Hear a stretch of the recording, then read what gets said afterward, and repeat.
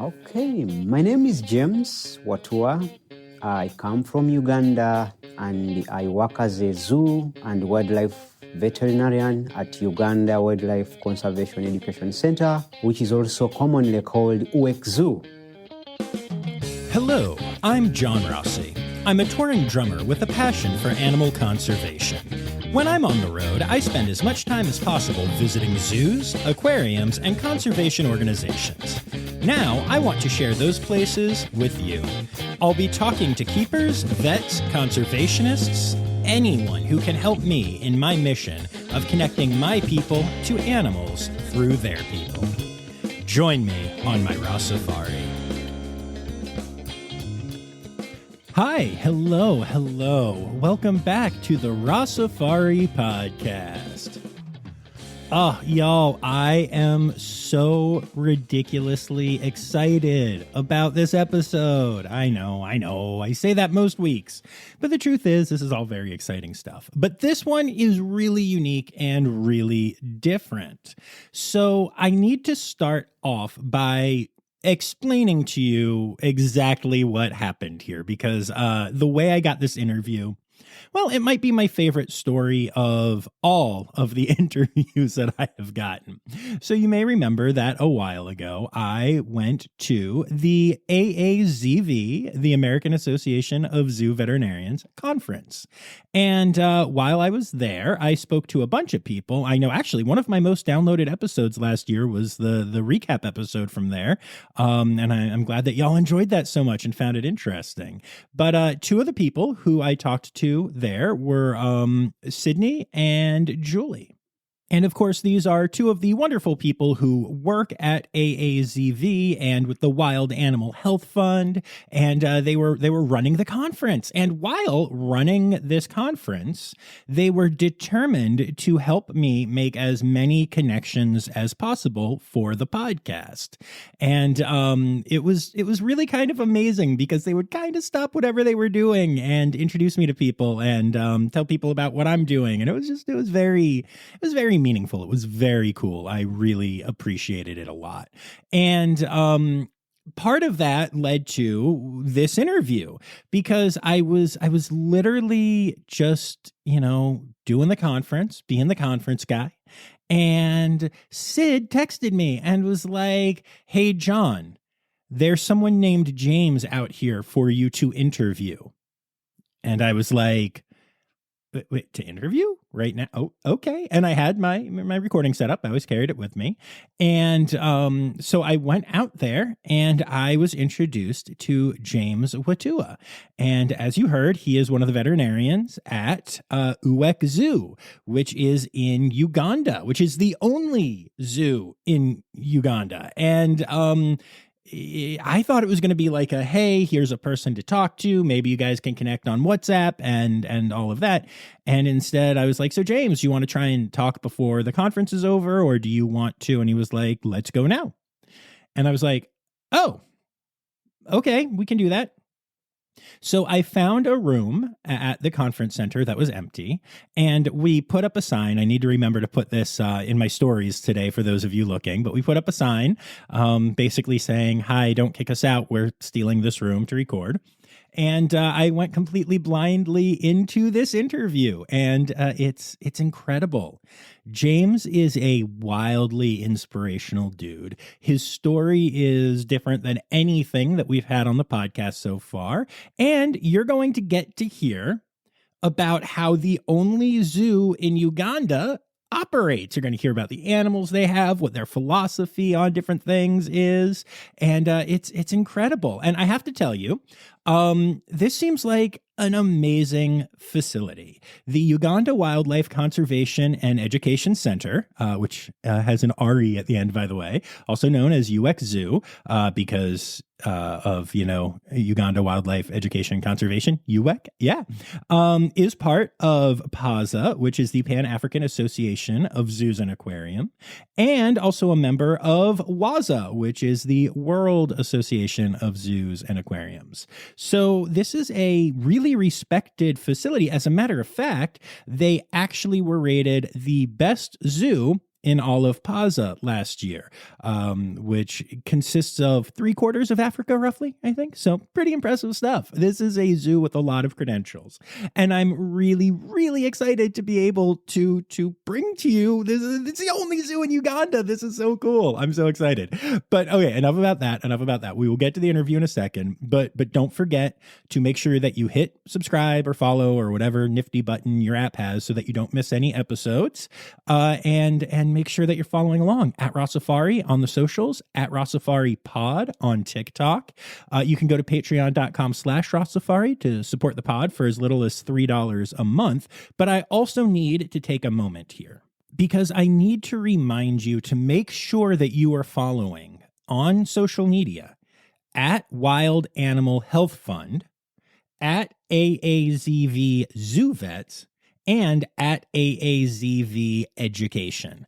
All three of these are not only great follows, but show your support to the zoo veterinarian community, which is a really important community to everything that we do here. And just again, I want to remind y'all, especially if you're a new listener and you haven't heard the Wild Animal Health Fund episode from a while ago, that this organization exists to give money to people to figure out what's going on in the health of wild animals, both out in the wild and their zoo-based counterparts. And the work they are doing is amazing. And the stuff that we don't know about these animals is just, it's a vast ocean of knowledge that we still need about these animals. And Wild Animal Health Fund is what's out there and helping people learn what they need to learn. So please consider supporting Wild Animal Health Fund. Check out the AAZV. And without further ado, let's get to this bad boy. Here is my interview with James Watuwa of UWEC Zoo.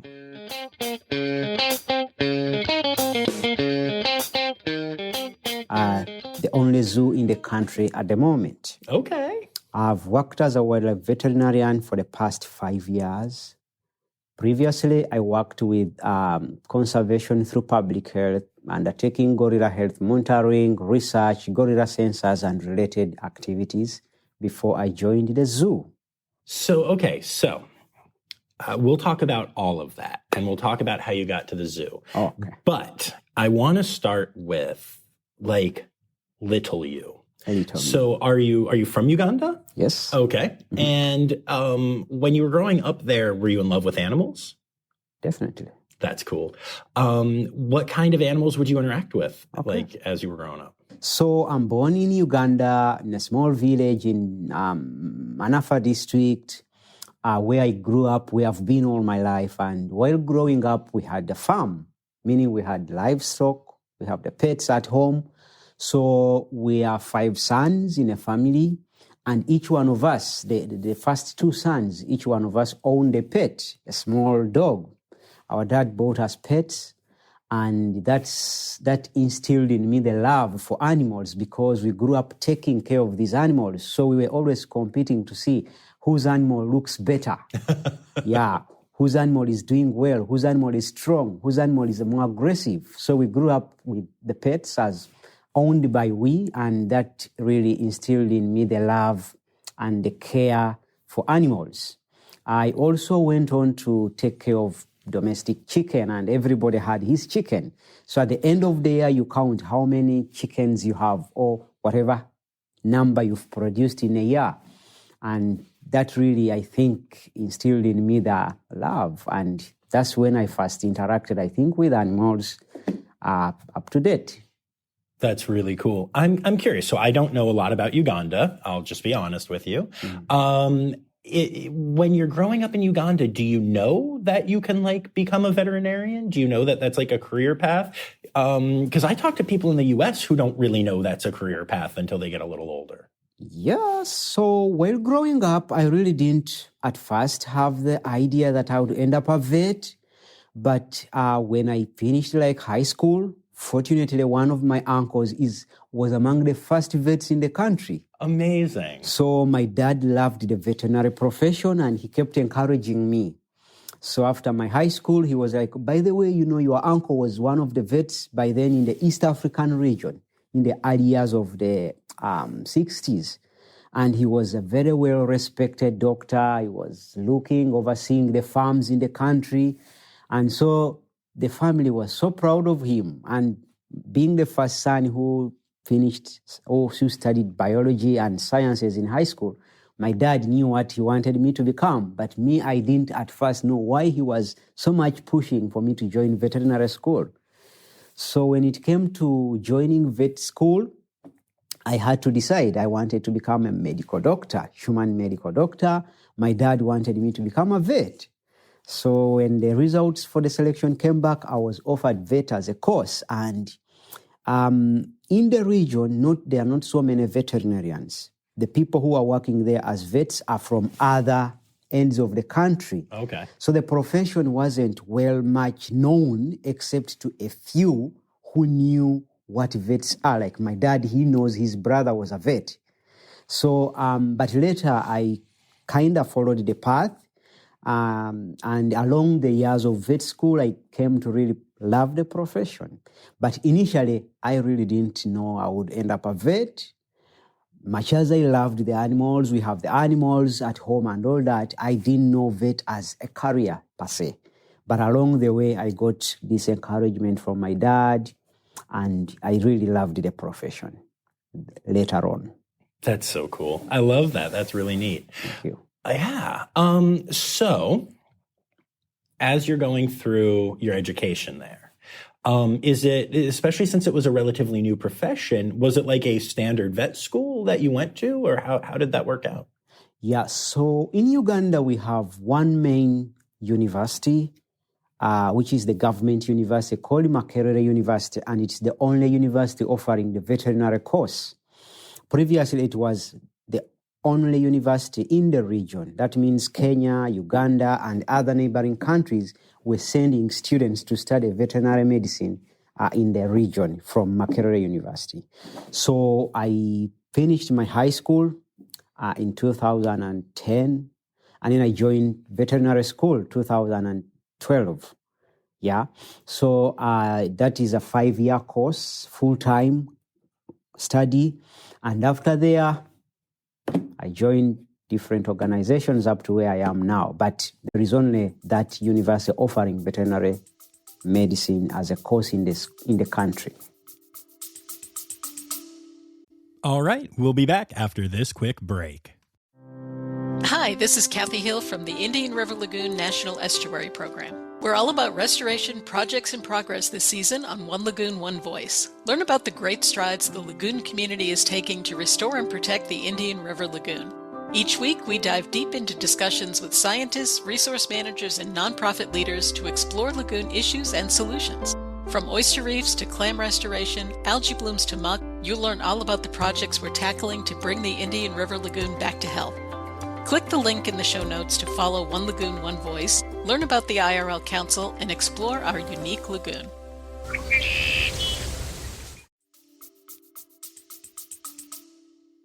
Wow, that's a really interesting perspective. Very cool. Yeah. I'm obviously very glad that you were pushed into that and that the school was there. That's really cool. Interesting. Yeah. So what was your first vet job like? Well, yeah. So while in vet school, still, I knew my dad was so happy. He has a son studying veterinary medicine. He's going to be like his uncle, and he's so proud of me. But while I'm joining vet school, I'm not so much convinced that this is the best for me. I wanted something else, just a little different, maybe to deal with people. But here I'm going to deal with animals. So I struggled a bit to accept that, yes, I'm in vet school and really I have to do this thing and they love us to be there. So within the first year, I was basically just studying, but I wasn't into it as much. So towards the end of second year, my friends who studied like a shorter form of the vet school, that's a diploma, were already in the field practicing. So they called me and said, "Oh, James, join us." I'm like, "But I've never held a needle. I don't have any drugs. What am I going to do?" Like, "No, you come." So I tag along and I start to see, so this is the work. So the first animal I ever treated was swine, that's pig. and it was aggressive, but I managed to do it. So when I was able to inject a pig for the first time, I got the courage. I said, so I can do this thing. So I went on to inject the second one, the third. By the end of the day, I was so confident I can do this. And I saw people were really appreciative. They didn't know I was a student. They thought, this is the real vet we've been waiting for. So it built some confidence in me. But then my real first veterinary job is I volunteered. It wasn't a straight away paid job. I volunteered for a year. I was working with mountain gorillas, and I got this inspiration because along the years of the course, I kept tagging alongside vets who were doing domestic practice, small animal practice, and I got to see the nature of work they do. So by the time I was finishing vet school, I had tested all practices under the vet, all specialties, the small animal, the large animal, and I knew, I didn't want to do that. So I focused more to the wildlife bit because I'd already gotten a feel of what it is to do large animal practice. So I got inspired by one Dr. Kali Magladis, who is a known wildlife vet in Uganda. And I requested to volunteer under her institution and her mentorship. So I sought mentorship and guidance from her. And she offered me a position as a vet volunteer. And that was in conservation through public health. That's where I first worked as a vet graduate from school. So I participated in programs that were monitoring gorilla health. We go out there in the field, we follow the gorillas. And it was also the first time I ever got to the park. We have the parks, but not many people go to the parks. Right. They think it is for some special people. So it was the first time I was seeing a gorilla. Yet we have gorillas in the country, but I was just not into it. So we follow the gorillas, we pick the fecal samples, we take to the lab, we assess. We also pick fecal samples from people and animals at the interface of that conservation. So gorillas, people, and livestock. So being something new and so interesting, I really got into it because I kept wanting to know more about the wild. So that was my first job. And what really inspired me to want to put a solid foot in conservation was the fact that I was chosen or given the chance to participate in what we call mountain gorilla census. So literally we walk through the park in and out, creating sectors on the map and following the gorillas in the park and counting them, picking samples and submitting them for DNA analysis so that we are able to count the exact number of gorillas in the country.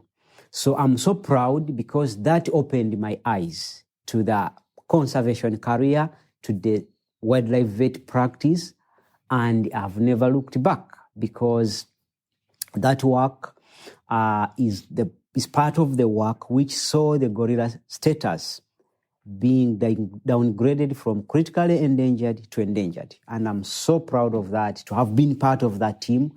And it really opened my eyes. I've never looked back. I've gone on to pursue a career as a specialist wildlife vet to date. And I don't think I'm about to give up. Yeah. I love that. That's really cool. That's an amazing story. Yes. I speak to mostly people from the United States on the podcast, although we've gone around the world a bit. The story is not usually I started doing the thing and then became passionate about it. That's so cool. I love that. Interesting. Are gorillas still super important to you? Super important. Not to me alone, to the country at large and to the region. Because Uganda, is a landlocked country. So our business is not like other countries which have the coast, they have air, they have water transport, imports are coming in. So the country and others like that have had to look out for ways of generating revenue. So tourism is the number one revenue generator for the country. Wow. And gorilla tourism stands number one on the list.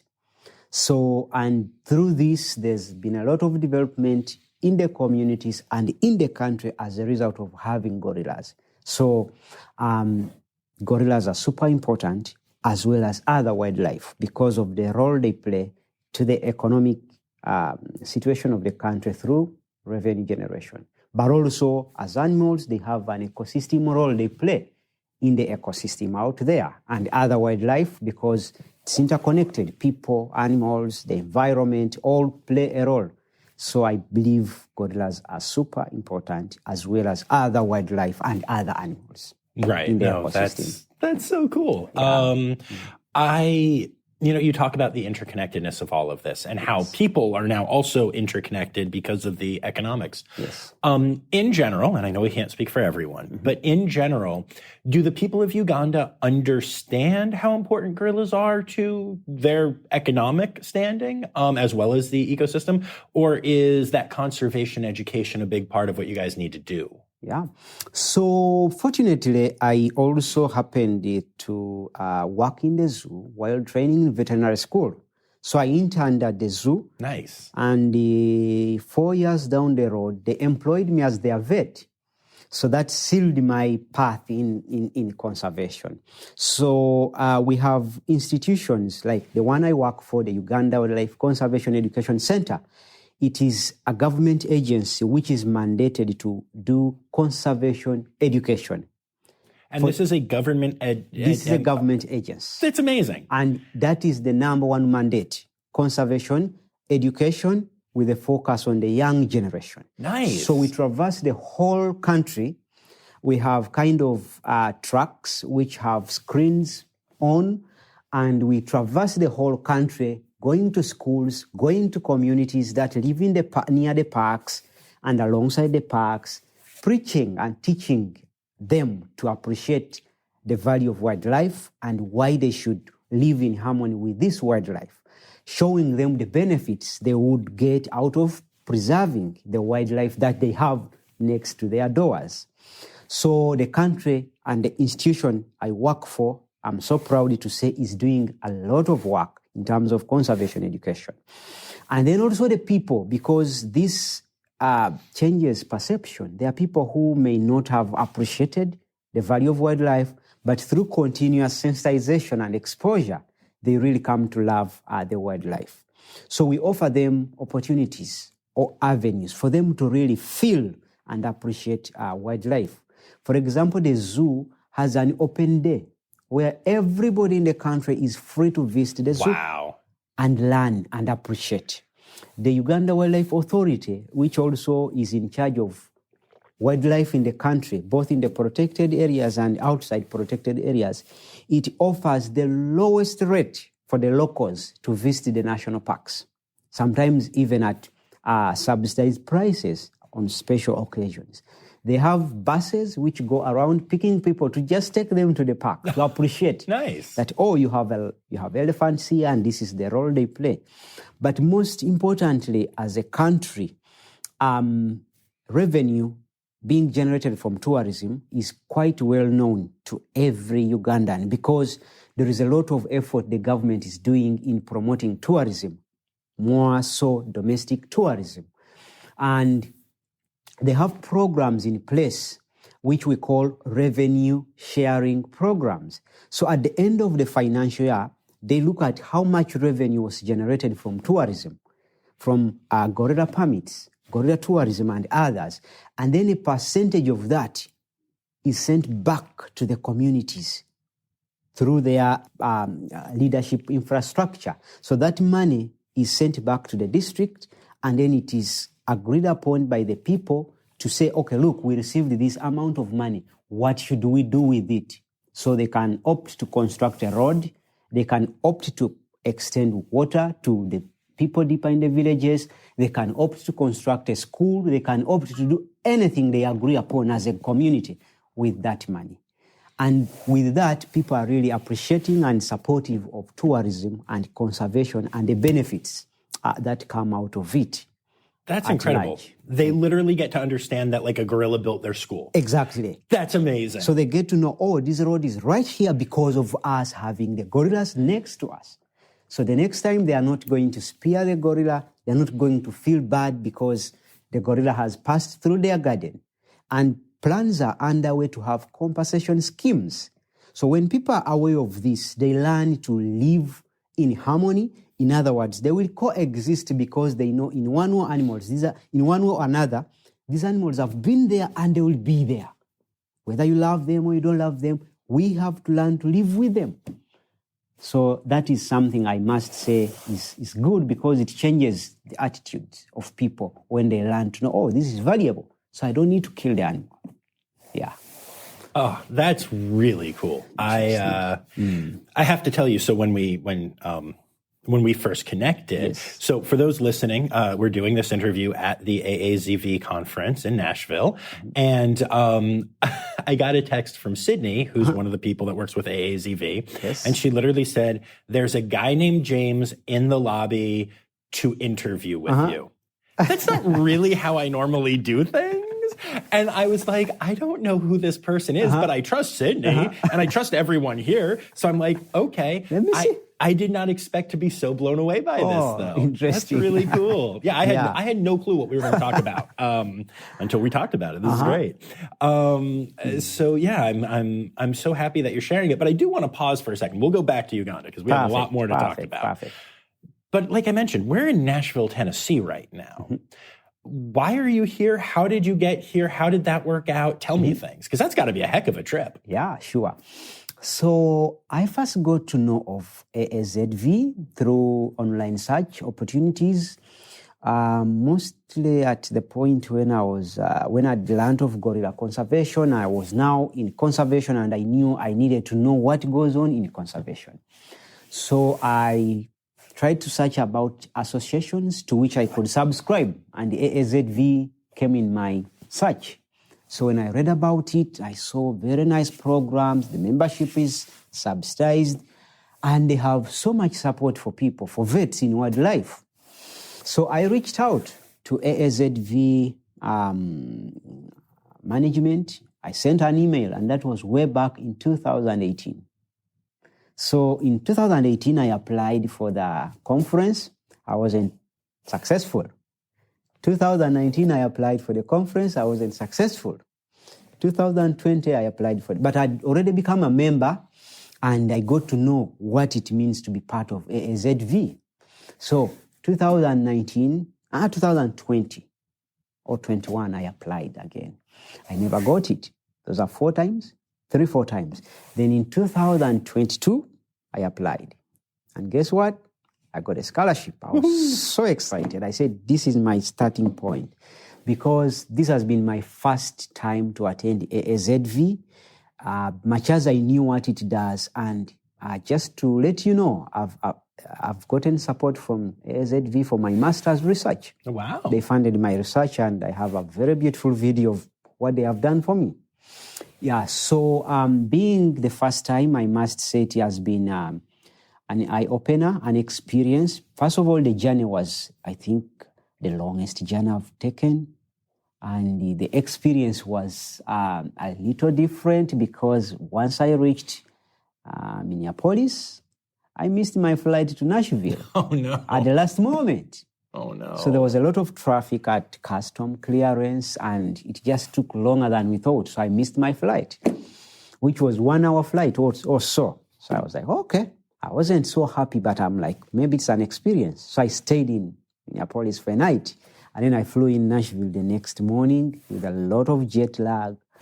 And right away we came to the conference, that is Sheraton Music Hotel. And guess what? I get to meet some of the faces I've been emailing for years. We've never met in person, but they are right here. So the conference has offered me a platform to meet the people, some of whom I've just been reading about what they do with wildlife and all the work they're doing for conservation. So I must be really honest, the conference has been a platform for me to meet people, to interact, and to connect professionally, and most importantly, to learn and keep this connection in support of my career and the work I do for conservation. That's awesome. And you just, while we were sitting in this room, connected with Dr. Meredith Persky at Jacksonville, right? And that's like, I just love seeing these things happen. I left the room. You guys were chatting so much, I went and got water and peed. I love Yeah. seeing that. It's really cool. Interesting. Yeah. Yeah. So, yeah, I was in Jacksonville, and that was the first zoo I visited while in the States. That's interesting. That was in 2022. Okay. So I couldn't let her go without letting her know I've been at your facility. Yeah, that's very cool. So what do you think of Nashville? Nashville is quite a busy place, I must say. It really is. But it's lively. It's lively. Every angle you turn, people are happy. People are doing a lot, I must say. And it's a beautiful place. It's very beautiful when you look at the scenery. The other day we were at Nashville Zoo, and I was blown away. It's the best event I ever had, A lot of people, so supportive. They are really lovely people. And the place is beautiful and lovely. I love it. Good. I would come back again. Yeah, no, I hear that. Yeah. Very cool. All right. So let's talk about your zoo work a little bit. You know, I'm curious. So you are at the zoo in Uganda. That's amazing. Yes. And do you have like a big vet team, or are you the vet team? So ideally, in the past, when I was a volunteer and when I was doing internship in the zoo, there was only one vet, clinical vet, who would do all the work. And I think the workload was much. Yeah, so some of the vets I know of kept leaving, complaining of it, too much workload and things like that. But then along the way, when I got into the zoo, we were the first two vets employed at the same time.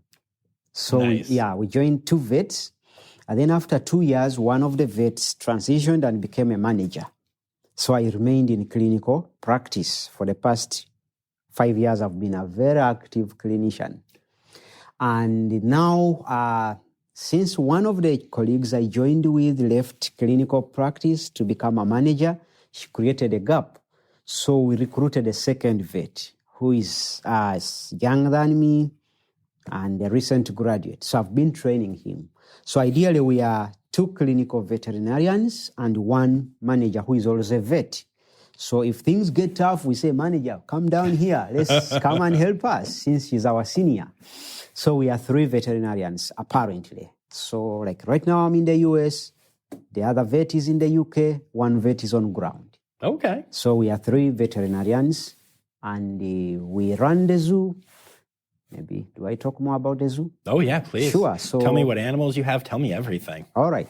So the Uganda Wildlife Conservation Education Center is also known as UWEC Zoo. That is the abbreviation we use. It is a member of the Pan-African Association of Zoo and Aquarium. Our executive director is currently the president of PAZA. That is zoos in South Africa, East Africa, and West Africa. That's the association. And we subscribe to the WAZA, that is the Wildlife Association of Zoos and Aquaria, where our director and other managers have been part of the executive of WAZA on several committees for the past years. So it is the only government zoo in the country under the Ministry of Tourism, Wildlife and Antiquities. And the Ministry of Wildlife is also having other agencies which do conservation work or wildlife veterinary work. For example, the Uganda Wildlife Authority, which is mandated to take care of free-ranging wildlife in protected areas in the whole country and wildlife outside protected areas. And then the zoo was created way back in 1952. So it has transitioned from being a typical zoo where people see animals in cages to a wildlife rescue, rehabilitation, and release center where we do more of caring for the animals, taking into consideration the welfare concerns, and not necessarily using animals for exhibition. So the zoo has several programs or mandates, but number 1 mandate is conservation education with a focus on the younger generation. So we traverse the country, as I've told you, educating communities about the importance of wildlife. And then another mandate is we do rescue, rehabilitation, and release of wildlife. So rescues come in from either confiscations, people use the country as a transit route for wildlife, and wildlife products. So we rescue sometimes thousands and thousands of birds, insects which are in transit. So they are intercepted at the airport and brought to the zoo. And some of these cannot be just taken back to the wild. So we rehabilitate them. We take care of them. We have a hospital where I co-supervise the hospital and the staff. And then we have a collection of up to 550 individual animals. That ranges from mammals like elephants, the giraffes, the zebras. We have tigers, the lions, among others. Then we have the birds, the shoebills, some of the most. Oh, yeah, I love shoebills. I've seen every shoebill in the United States because there aren't many, and I've made a point to see all of them. Yes. Yes. So in Uganda, we are the only facility that has up to 8 of them. Wow. Under human care. The rest are in the wild. And there are only a few countries which have shoebills. So we have shoebills, we have the African grey parrots, the crested crane, and then we have the reptiles, a lot of them, snakes and reptiles. And then we also have the cats, you know. So we have quite a diverse collection of wildlife. And then in the rehabilitation, we have a National Wildlife Hospital. And also we are the Rescue Sites Center for IUCN in the region. So we do a lot of rehabilitation. For example, recently we rehabilitated close to 100 parrots. Oh, wow. Which African grey parrots, which were confiscated by somebody who was moving them from Congo through Uganda, and they were leaving for wherever, I don't know. Right. So we rescued them, rehabilitated them at the National Wildlife Hospital, and released them back to the wild. And then we also have a biobank where we do specimen collection and saving for more so endangered species. We do breed endangered species for release back to the wild, and we've had tremendous success in breeding. Nice. Yes, including breeding the crested cranes. That's the national bird for Uganda. It's also endangered. So in the zoo, I do oversee the hospital quarantine unit where I supervise keepers, a laboratory technician, the food or the nutritionist, and the day-to-day work involves treatments, clinical assessments, laboratory work, postmortems, nutritional advice to the people in that line, among others. Annually, we do health checks where we knock out individual animals to assess, pick samples, and do all the evaluations. So we do quite a lot of work, and that's why we are a team. We work as a team because you can't be good in everything. You know this best, your colleague may know this better. So we work together to create that synergism and do the work. All right, we'll be back after this quick break. What if I told you scientists discovered 100 new species in the deep ocean? Why did crocodiles survive extinction? Megalodon. How did it go extinct? Hey, it's me, Forrest Galante, wildlife biologist. You might know me from Joe Rogan's podcast or my various TV shows like Extinct or Alive and Shark Week. Join me and my friends as we dive into the wild world of animal anomalies and everything wildlife. Don't miss out. Click here to uncover these mind-blowing animal mysteries. Very cool. Is there like a keeper staff as well, like outside of the veterinarian team? Yeah, we do have up to 30 to 40 zookeepers trained. They have served way for more years than me. So they've been there long enough, and they are really lovely people.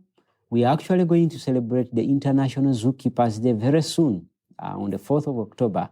They are also part of the International Zookeepers Forums and Associations, and we work with them. We don't just work as vets alone because we help each other. Yeah. Yeah, that's very cool. It sounds like it's an amazing facility. Definitely it is. That's you. I would say you should be proud, but I can tell that you are proud. Like you are dripping with pride, and it's not like individual pride. No, you're proud of the place and the people, and yes, the institution. Definitely. Yes, that is the right word. Yeah, that is. Actually, we were the best zoo. We were ranked as the best zoo in the West, South, and East Africa. Yeah, there are those awards of best zoos. Wow. So we are waiting a second accreditation, but I'm sure we will surpass that. So I'm proud, honestly. You should be. I'm proud of That's my work. amazing. I'm proud of the vet I've become. I'm proud of the institution I work for. And I'm proud of the country at large. That's wonderful. Yes. It's so interesting because I feel like the zoos in the United States, with few exceptions, have such a focus on exotic animals from places other than here. But it sounds like you guys are mostly working with, national native wildlife. Yes. Yeah. And I'm curious, I want your opinion. This is kind of a weird question, but stay with me. Do you think it's just because the wildlife in Uganda is so amazing? I mean, you have, like you said, elephants, gorillas, giraffes, African greys, cranes. You have this amazing stuff. Or do you think it's just that, America could do the same, we just choose not to for whatever reasons? I think that question has two sides. Okay. Yeah. So I think Uganda, being quite a diverse country, it's one of the most diverse countries around. So we have a variety of these animals all together. But also in the past, some people have tried to have also what I would call exotic animals that are not native to really Uganda. But it depends on the purpose. For example, we hold some exotic animals too, but how they come in justifies the need. For example, we have cockatoos. These are birds, very beautiful white birds. They are like African grey parrots, but different in color, and they are not native to Uganda. Right. But how they ended up in the zoo is so different because they were confiscated from somebody who was exporting them out. So they can't be let back into the wild in Uganda because they're not native there, and we have to keep them and use them as ambassador animals, which we educate the communities about. Then we also have the main mandate of conservation education. So when you're teaching people about the need to conserve the environment, I think you have to go away from restricting yourself to only your native species. So for that, we acquired, through zoo exchange and learning programs, we got a pair of tigers. Okay. Tigers are not native to Uganda. Right. But we have tigers. So Nice. these would be like exotic.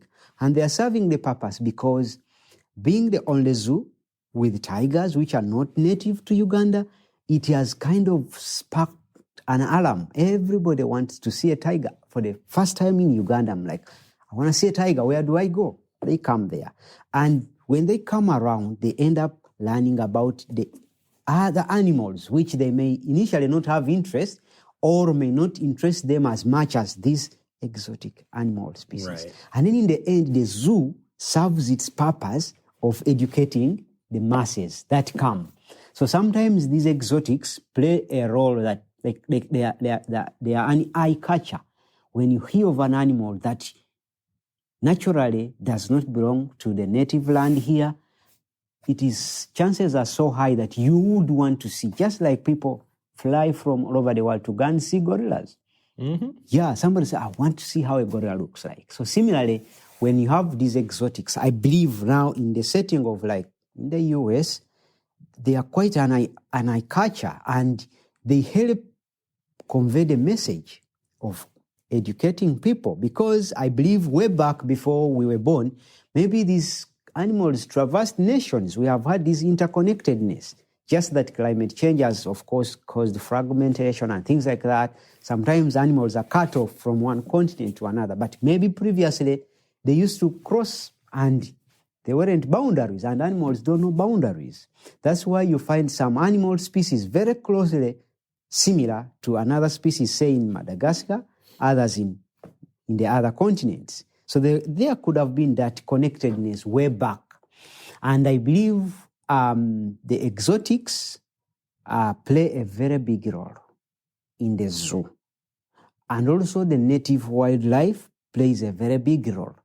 Say, for example, if you have exotic animals that are extinct in one continent, but you have them here, that serves the purpose of conserving, or the importance of conserving, when you tell people, look, we are able to have these exotics here because we are using them to educate the public to know, oh, such and such an animal existed here. And then maybe if it's no longer existing, they ask why. And you have right the platform to educate them. So I believe they play an important role. But over time, with advancement in collaborations and working relationship between nations and continents, there have to be guidelines about which animals do you bring, how do you bring them.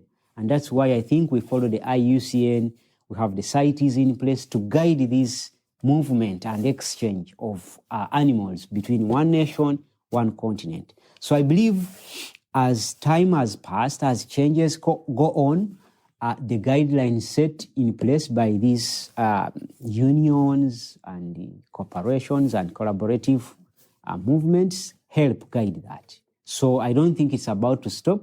You will continue seeing exotics. We shall continue having the natives too. So in my opinion, I feel it serves the purpose, because the model of operation of zoos revolves around inciting somebody and picking their interest to come to your facility to say, oh, what do you have? So the model of zoos necessitates in one or another to have the exotics. Yeah. That's a great answer. That makes a lot of sense. I like that. You keep saying that education is such a big thing. It is mandate number one. It is what you must do. And that is the goal for zoos in the U.S. as well, at least the good accredited zoos, all that stuff, And I talk to a heck of a lot of people who work very hard to do that. But I have also been doing some studies that show that, like, at least in the U.S., signage is not particularly read by people that come to zoos. And education is a bit of a struggle at great facilities. And so I'm wondering, since that is your priority, and since it's clearly working from what you're telling me about the public there, they are educated. What advice would you give to zoos in other countries about how best to educate people? I think this comes with some innovation. So, for example, it is our mandate, but I must also say there are still masses that don't care about animals. But we are trying our best. Right. At least from the visitors we receive, you can tell, wow, these people are changing. And through the evaluations of the program. So how we do it is we have a hands-on approach, interactive. We have what they call behind-the-scene programs. The cost is so subsidized for a local person to afford. Then we have those family programs for the children. So we have a junior vet program where we work with young children to inspire them into the career through hands-on. So we have a children petting zoo or petting area where the children come and they interact with the animals up close. They touch, they pet, they can take the heart rate or see me or see the vet take the heart rate, take the temperature, and they are curious. Right. So in one or another, we are changing their perspective. Say, oh, when I grow up, I want to take care of animals like you. So I know that one I'm contributing to conservation education and changing this generation. And then we also have what we call keeper for a day. It is hands-on that the children, the visitors come in, they change into overalls and gumboots and do the chores of the day with you. So that way somebody gets to know, oh, so this animal needs to eat. And why does it need to eat? So you explain, you have that interaction with the person and the animal. So such a person, I believe, the involvement, that practical involvement in what a zookeeper does, what a zoo vet does, what a zoo educator does, really leaves an impression forever. Such a person is most likely to be positive or to have a positive attitude towards wildlife than one who may just basically pass through the zoo without necessarily having such an experience. And then we also have for higher school, as they go up the education ladder, we have internships. Very many people, trust me, when you ask, where would you want to do your internship? They would want to do it in the zoo. Why? Because they are getting up close an opportunity to interact with those animals. So we have internships, we have long-stay volunteers that come in the zoo for a month, 2 months, 3 months, and they are doing hands-on. Then as veterinarians, as a zoo veterinarian, we have had to come in and involve these students through what we call health checks. So I organize the health checks and invite students globally. I've hosted students from the UK, Bristol University, Colgate University. And when they come in, I demonstrate the darting competition we did here. I do it home. And trust me, they love it. That's amazing. Some people come when they have never held a dart gun. And when you give them the opportunity, say, oh, this is a dart gun, you take them through and you hand it over to them. And then you take them out in the field, you dart one animal, the next you say, you come and try. They do it. Such people, when they leave, they have that, the experience is part of them forever. So I believe zoos can try to inspire these people into loving what zoos do. And through that, the zoos will achieve. But also, they should subsidize the costs because many people would want to participate. But sometimes the institutional rules and regulations may either slow down or bar off some people. So when you are flexible around these areas and you have kind of diverse programs, because if somebody can't do the core as a zookeeper, they can come in and at least sit on the truck, go out there and feed the animal, okay? And it gives that bond, that passion. Somebody feels connected to the animal. We also encourage people to name animals after themselves, Nice. Yeah. So wherever he is, he says, oh, the giraffe is called James.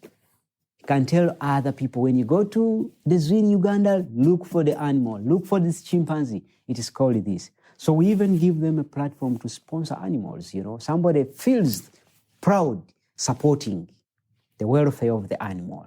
Annually, maybe they give in some small money to say, oh, this goes for welfare of the animal. So the zoos have to be diverse in their programs. And then they have to encourage that hands-on interaction. Of course, I know the fact that the pandemic, the zoonotics come in. Yes, guidelines and precautions have to be in place, but should be used to the advantage of the zoo while protecting, of course, the animals and the people, but to the benefit of both. That's what I can say. That makes so much sense to me. When I started doing this podcast, I didn't really know what it would be and how much. Like, I'm a professional musician. That's what I do. Okay.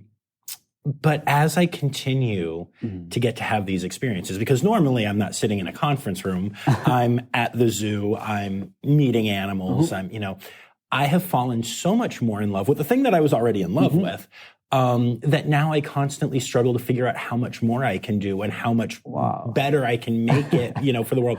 And you're absolutely right. But I get to do that stuff. And then my listeners are like, that was so cool, but also I'm jealous. Yeah. Like, I have literally, I could pay $2,000 and do that, or maybe not even then, and I think that's true because those experiences are what are making me grow and grow and grow in my interest. That's it. That's beautiful. I love that. Cool. Is there anything else that you just want to share about you or your facility or anything? Just anything. So, as a young, growing wildlife vet in the profession, I really want to tell colleagues out there that it is one of the best professions I chose that anybody could choose. And it should be driven, of course, with passion. And sometimes interest comes after getting into, and you really see, oh, this is what I do. So I urge you, students who may want to take such a career path, to really get mentors who are in the profession they want to take. Because a mentor goes way too far in making you. I am who I am because of the mentors. And I have never stopped learning, collaborating, and connecting with colleagues who have a similar passion, who are working in a similar field, because that's the way to update yourself and to attend such conferences where you get to meet the people doing the amazing work around the world in one place, like here. Then as an institution, Uganda Wildlife Education Center is really proud of my presence here. They are so happy that I've represented Uganda, and they are so proud of what we are doing. And we are open to visitors. We host international visitors. We have friends of UWEC Zoo. We have a very beautiful website where people can reach out. They can sponsor an animal. They can have a virtual tour. They can do research. They can book and come in Africa. And we just located next to the airport. So the first point of a sneak peek into Uganda is right at Uganda Wildlife Conservation Education Center, because we have exhibits, animal exhibits, which are designed to represent the national parks we have in the country. So I urge whoever is setting foot in Africa not to miss Uganda. Uganda should be on their list. And not only Uganda, but particularly Uganda Wildlife Conservation Education Center. And lastly, I'm so appreciative, I'm so grateful for the support offered by the AAZV through the Murray International Fowler Scholarship, which enabled me to really attend this conference. And I'm so grateful for the support. I just pray that this support extends to other colleagues, other people like me out there who are aspiring to really come to such a gathering. That's what I can say. Awesome. Thank you so much for all of that. And then it is time to embarrass yourself. It's time now, don't you know? We've come to the end of the show. But there's one tale left to go. You're gonna laugh and say, oh no. It's time for the Rossifari poop story. So, in this profession, yes, it is good.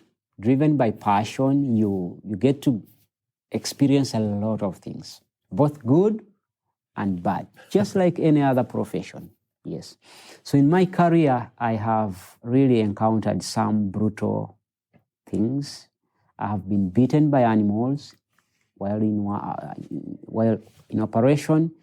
And the one which really almost made me think twice about the profession I was taking is when I got bitten by a snake, and I almost lost my finger. Oh, you can see this? Yeah. So for a long time, my finger was a little bent, as if it was lame.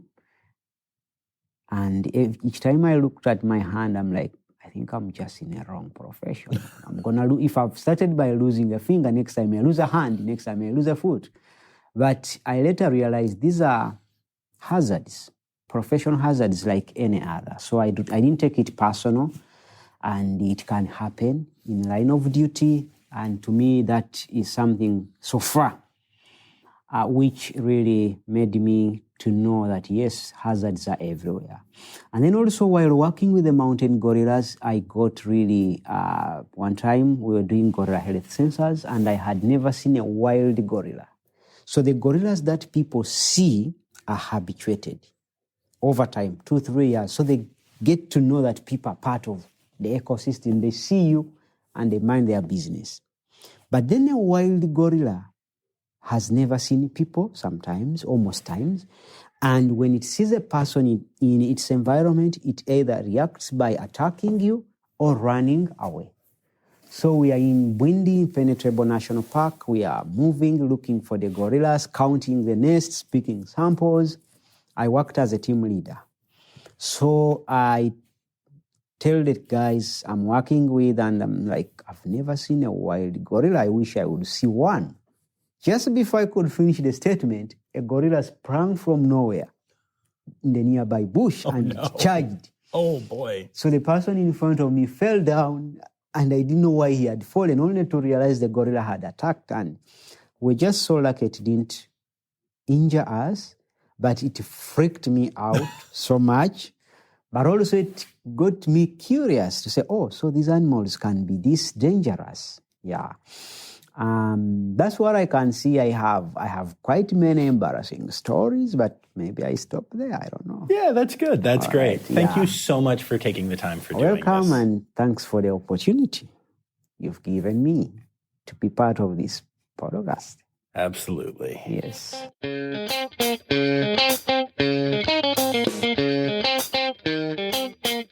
Oh, that was so neat. I had so much fun doing that interview. And like I mentioned in the intro, it was such a just kind of unexpected and quick thing that I don't know, it was just cool. Like I was listening back to this and editing for clarity a little bit. And I just couldn't help but get almost a little emotional. I mean, there's no almost. I was a little bit emotional about the fact that, like, here I was doing an interview with someone from the only zoo in Uganda while sitting in a hotel in Nashville because I got to be there for the AAZV. I don't know. The whole thing's just so cool. Like, I know that a lot of people who listen have told me that they get either jealous or just are really appreciative of the cool things that I get to do with animals and stuff. And yeah, me too. Don't get it twisted. Me too, big time. But I don't know. Sometimes it feels like almost even cooler that I get to go and do crazy stuff like that. Like that's just not an opportunity that most people will ever have. And I feel incredibly privileged and just very happy that I've made these connections and this podcast has become what it is. So thank you all for being here and part of the journey. I hope y'all got a lot from that because I know I did. I think James really inspired me in a lot of ways. So yeah, all right. Well, I will be back on Friday with our weekly Zoo News episode. And if you're really lucky, I might even tell you about the new podcast Nook. I know you're very excited to hear about that. So yeah, I also have one bit of really exciting news that I want to share, which is that I get to say welcome to a brand new patron. And in this case, it is a red panda level patron, our highest level. So you're going to be hearing this name a lot. So I want to say thank you for joining the patron family, Jenny Owens. I'm excited to have you here as part of the patron family. And as a matter of fact, it's a good time now to say thank you to all of my patrons, especially my red panda level patrons, Dr. Laura Shank, Dr. Stephen Williamson, Barbara Bennett, and Jenny Owens. How good does that sound? It sounds really good, y'all. So I'm really excited to have Jenny on board. And Jenny, I hope you're enjoying all of the patron exclusive audio and the bonus episodes and all that good stuff. And I guess that's really all I have to say right now, friends. So without further ado, let me leave you with this quick reminder that the word credits backwards is Steiderk. The Rossifari podcast is produced, hosted, and engineered by John Rossi. Editing and fact-checking by John and Dr. Zoe Rossi. Our theme song is Sevens by Nathan Burke, performed by Nathan and John. Interrupting John theme and additional voices by Taylor Isaac Gray. You can reach John directly on Instagram and Facebook at Rossifari or by email at rossifaripod@gmail.com. Rossifari is part of the Daydreamer Media Network. Now, stop listening to me and go visit a zoo.